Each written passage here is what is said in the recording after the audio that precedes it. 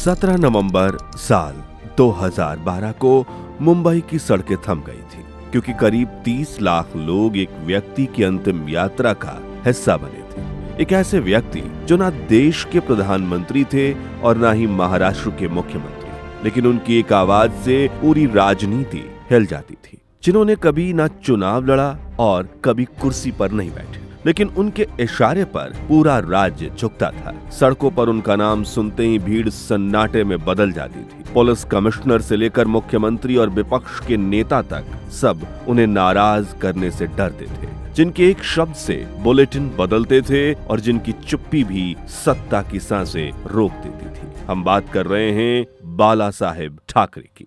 मैं आपको अभी ताजा उदाहरण देता हूं। जब 6 दिसंबर को अयोध्या में बाबरी मस्जिद का ढांचा गिराया गया तो शिवसेना ने सबसे आगे जाकर के झंडा गाड़ दिया, हमने गिराया। गौरव तो है ही, बिल्कुल, इसमें कोई शर्म की बात नहीं है। मैंने तो कहा दिया, साफ कह दिया। समर्थक जिन्हें आज भी हिंदू हृदय सम्राट कहते हैं, तो आलोचक सांप्रदायिक नफरत का प्रतीक मानते हैं। I am a Hindu, a mad Hindu.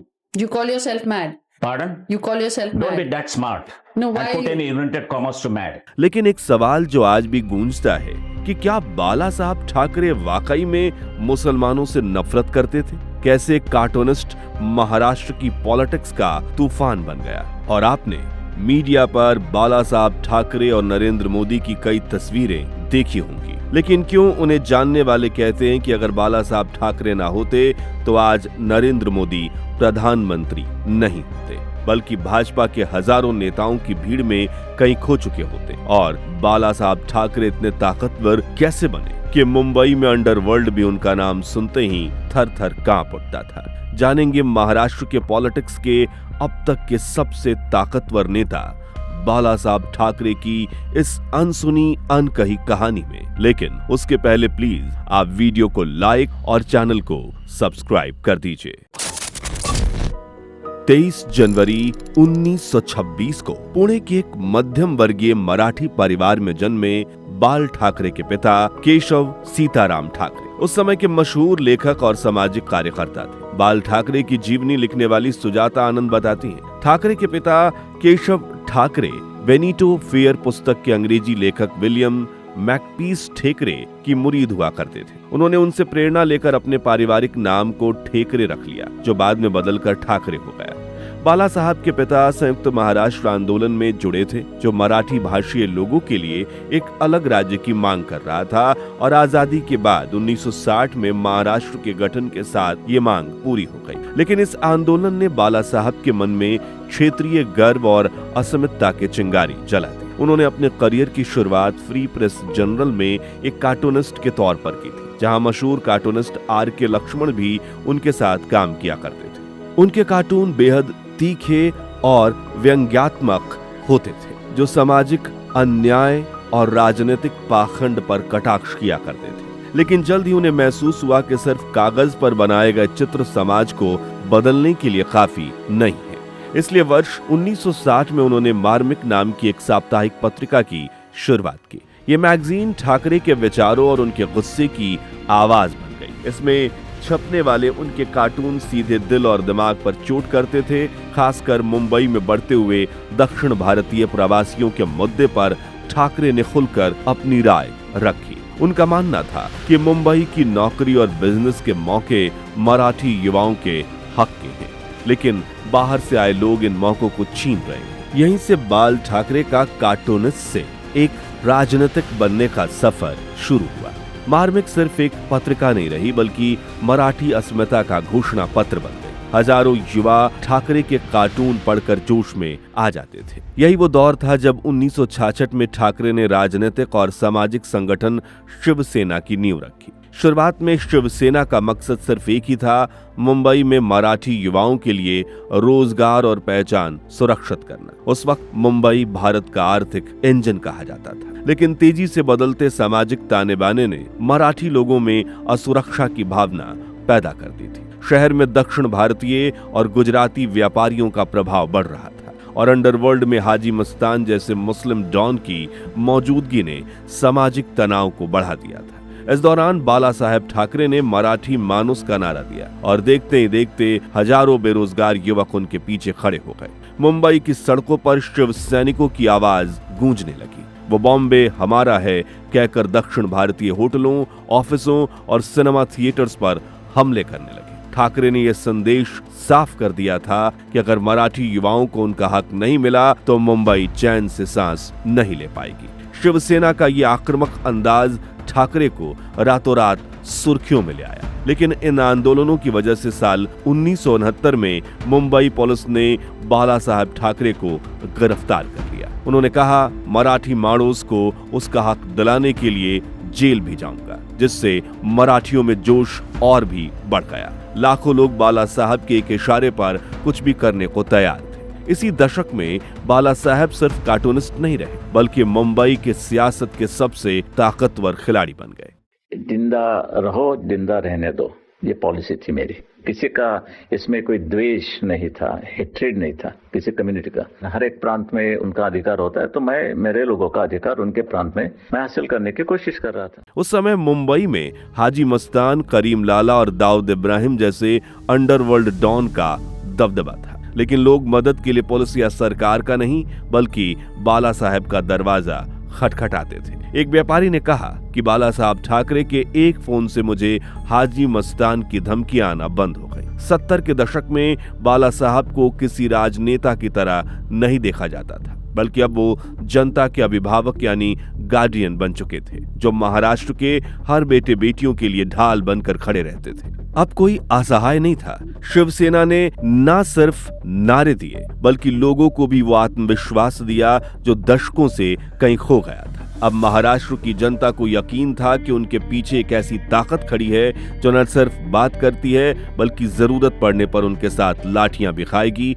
उनकी रक्षा भी करेगी। आने वाले सालों में बाला साहब ठाकरे की छवि सत्ता के किंग मेकर के रूप में उभर कर सामने आने लगी। उन्होंने कभी चुनाव नहीं लड़ा, लेकिन महाराष्ट्र की राजनीति में कौन मुख्यमंत्री बनेगा, कौन गिरेगा, इसका फैसला कहीं न कहीं उनके घर मातोश्री में होता था। उनका दरबार ही किसी सरकारी दफ्तर से कम नहीं था। नेता, अफसर, फिल्म स्टार, बिजनेसमैन सब अपनी समस्याएं लेकर उनके पास पहुंचते थे, क्योंकि सबको पता था कि बाला साहब का कहा हुआ शब्द ही आखिरी फैसला होता है। 1980 और 90 के दशक में ठाकरे महाराष्ट्र की राजनीति के केंद्र में आ चुके थे। कांग्रेस हो या भाजपा, कोई भी दल बाला साहब को नजरअंदाज करने की हिम्मत नहीं करता था। उनके पास जनता का वो विश्वास और युवाओं का वो जुनून था जिसकी ताकत से वो सियासत की पूरी बिसात बदल सकते थे। अब सबसे बड़ा सवाल उठता है कि क्या बाला साहब ठाकरे मुस्लिम विरोधी थे? तो उनके बारे में लिखने वाले कहते हैं कि शिवसेना की शुरुआत मुस्लिम समुदाय मुख्य निशाना कभी नहीं था, लेकिन मराठी अस्मिता की लड़ाई के बाद हिंदुत्व की ओर ये लड़ाई बढ़ रही थी। इस बीच 90 के दशक में भारत में सांप्रदायिक दंगे होने लगे, तनाव बढ़ने लगा, कश्मीर में आतंकवाद चरम पर पहुंच चुका था। कश्मीरी पंडितों के नरसंहार ने हिंदू समुदाय में गुस्सा और भय पैदा किया था, और राम जन्मभूमि आंदोलन में हिंदुओं को एकजुट करने का माहौल बनाया गया था। साल 1991 में विश्व हिंदू परिषद और भाजपा का प्रभाव बढ़ रहा था। हिंदुस्तान में बांग्लादेशी मुस्लिमों की घुसपैठ बढ़ रही थी। यही वो वक्त था जब बाला साहब मराठी माणूस से हिंदू हृदय सम्राट की तरह बदलते हैं। बाला साहब ठाकरे खुले शब्दों में बोलने वाले नेता थे। उन्होंने कभी अपने विचार छिपाए नहीं। बाबरी मस्जिद ढहाए जाने के बाद जब पूरा देश हिल गया था और राजनीतिक दल इस घटना से दूरी बनाए रहे थे, तब बाला साहब ने साफ कहा, अगर मेरे शिव सैनिकों ने यह काम किया है तो मुझे उन पर गर्व है। ये बयान उस दौर में उनके कड़े तेवर और स्पष्ट विचारधारा का सबसे बड़ा उदाहरण बन गया। बांग्लादेशी मुसलमानों पर भी उनका रुख बेहद सख्त था। वो बार बार एक ही बात कहा करते थे। वो कहते थे, ये लोग सिर्फ घुसपैठिए नहीं, बल्कि देश की सुरक्षा के लिए जहर हैं। उन्हें भारत से निकाल देना चाहिए। अगर उन्हें पाकिस्तान जाना है तो चले जाएं। देश को कैसे निकाले? हमारे यहाँ से हम निकालेंगे, उसको छोड़ देंगे उनके बॉर्डर तक, और यहाँ राजस्थान के बॉर्डर्स तक। चाहे तो पाकिस्तान में जाओ, मगर यहाँ नहीं, क्योंकि वो इस्लाम का ये देश है। जाओ वहां जाके नमाज पढ़ो आराम से। इसी बीच 1993 में जब अमरनाथ यात्रा पर आतंकवादियों ने धमकी दी, तब वो बाला साहब ही थे जिन्होंने कहा था, अगर एक भी हिंदू यात्री पर हमला हुआ तो एक भी मुसलमान हज पर नहीं जा पाएगा। इस बयान के बाद यात्रा सुरक्षित रही और उनकी छवि एक हिंदू नेता की बन गई। इसी साल एक और घटना हुई जब 12 मार्च 1993 के हुए बम ब्लास्ट में 257 लोग मारे गए। इसके पीछे अंडरवर्ल्ड दाऊद इब्राहिम का हाथ माना गया, जिसके बाद मुंबई में भयानक दंगे भड़के, जिसमें करीब 900 लोग मारे गए। इस दौरान भी बाला साहब ने अंडरवर्ल्ड के खिलाफ खुलकर आवाज और कई कड़े कदम उठाए। कहा जाता है कि 80 और 90 के दशक में दाऊद इब्राहिम जैसे ज्यादातर अंडरवर्ल्ड डॉन बाबा साहब ठाकरे के डर से ही देश छोड़कर भाग निकले थे। इस तरह 1992 और 93 के उनके जीवन में विवादास्पद साल रहे, मगर उनके बारे में लिखने वाले कहते हैं कि ऐसा नहीं है कि उन्हें पूरे मुस्लिम समुदाय से ही नफरत थी, बल्कि उन्होंने साल 1998 में कहा था कि हमें मुसलमानों को अपना आधा हिस्सा मानना चाहिए, उनके साथ सही व्यवहार करना चाहिए। उसको लगता है कि आप उसके मुसलमान खिलाफ की हैं। मैं बात नहीं कर रहा हूं, मैं उसी मुसलमान की बात कर रहा हूं जो प्रो पाकिस्तान है। वहीं हिंदी सिनेमा के मशहूर मुस्लिम अभिनेता दिलीप कुमार भी उनके मित्र थे। दोनों के घरों में अक्सर आना जाना रहता था, लेकिन जब दिलीप कुमार ने पाकिस्तान का सबसे बड़ा नागरिक सम्मान निशाने इम्तियाज स्वीकार किया, तब बाला साहब इसके खिलाफ खड़े हो गए। उन्होंने इस कदम का खुलकर विरोध किया और यहाँ तक कि शिव सैनिकों को दिलीप कुमार के घर के बाहर अंडरवियर पहनकर प्रदर्शन करने भेजा और कहा, ये अवार्ड वापस दो या फिर भारत छोड़कर चले जाओ। ये उस दौर की सबसे विवादित घटनाओं में से एक बन गई थी। अब बाला साहब के राजनीतिक जीवन की कहानी को आगे बढ़ाएं तो साल 1995 में भाजपा और शिवसेना का गठबंधन बना और 1995 के विधानसभा चुनाव में इस गठबंधन ने इतिहास रच दिया। शिवसेना भाजपा गठबंधन ने राज्य की सत्ता हासिल की और मनोहर जोशी महाराष्ट्र के पहले शिवसेना मुख्यमंत्री बने। लेकिन असल में बात यह थी कि भले ही मुख्यमंत्री कुर्सी पर बैठे वो, मगर महाराष्ट्र के असली पावर सेंटर तो बाला साहब ठाकरे ही थे। उन्हें खुलकर रिमोट कंट्रोल कहा जाने लगा और उन्होंने भी इसे कभी नकारा नहीं। एक प्रेस कॉन्फ्रेंस में उन्होंने हंसते हुए कहा, हाँ, मैं ही सरकार का रिमोट कंट्रोल। यानी राजनीति के मैदान में भी वो ऐसा ही किरदार निभाते रहे जैसा उन्होंने हमेशा पसंद किया, सीधे, साफ और बेबाक। सरकार की नीतियों पर आखिरी फैसला उनका ही होता था। यही वजह थी कि 1995 से 1999 तक शिवसेना शासन पूरी तरह से ठाकरे ब्रांड राजनीति की छाप लिए रहा। मराठी अस्मिता को बढ़ावा, हिंदुत्व की रक्षा और मजबूत लोकल मुद्दे, इन सब के पीछे बाला साहब ठाकरे का विजन साफ दिखता था। चलिए अब जानते हैं वो दिलचस्प किस्सा जब बाला साहब ठाकरे प्रधानमंत्री नरेंद्र मोदी के साथ कंधे से कंधा मिलाकर खड़े थे। तो बात है साल 2002 की, जब गुजरात में गोधरा कांड हुआ तो गुजरात जल रहा था। राज्य के मुख्यमंत्री नरेंद्र मोदी थे और उनके पद से हटने के लिए चारों तरफ दबाव बढ़ रहा था। तभी शिवसेना भाजपा की सहयोगी पार्टी थी और बाला साहब नरेंद्र मोदी के कंधों पर हाथ रखकर खड़े हो गए। कई वरिष्ठ पत्रकार बताते हैं कि उस वक्त गुजरात दंगों को लेकर नरेंद्र मोदी के खिलाफ देश भर में हवा चल गई और हालात को काबू करने के लिए प्रधानमंत्री अटल बिहारी वाजपेयी भी नरेंद्र मोदी को गुजरात की सत्ता से हटाने का मन बना चुके थे। लेकिन बाला साहब ठाकरे जानते थे कि नरेंद्र मोदी का इन दंगों में कोई हाथ नहीं था। इसलिए जब गृह मंत्री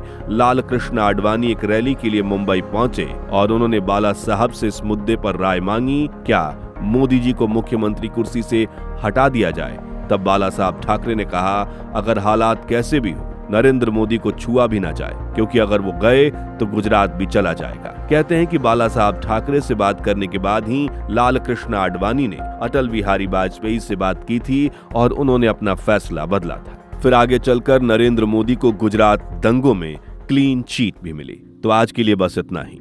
इस सीरीज के अगले पार्ट में हम देखेंगे कि क्या हुआ था जब अंडरवर्ल्ड डॉन दाऊद इब्राहिम ने बाला साहब को मारने की कोशिश की थी। बाला साहब ठाकरे की मौत कैसे हुई और उनसे जुड़े और भी कुछ अनसुलझे अनकहे किस्से कहानियां। तो चैनल को सब्सक्राइब करके पास वाली घंटी जरूर बजा दीजिए।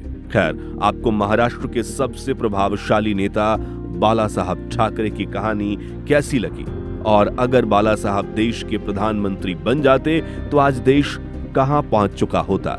अपनी राय हमें कमेंट्स में बताइए। ये वीडियो अच्छी लगी हो तो इसे लाइक और शेयर करें। 11,000 लाइक्स का लक्ष्य है, जरूर करवा दीजिए। जय हिंद, जय भारत।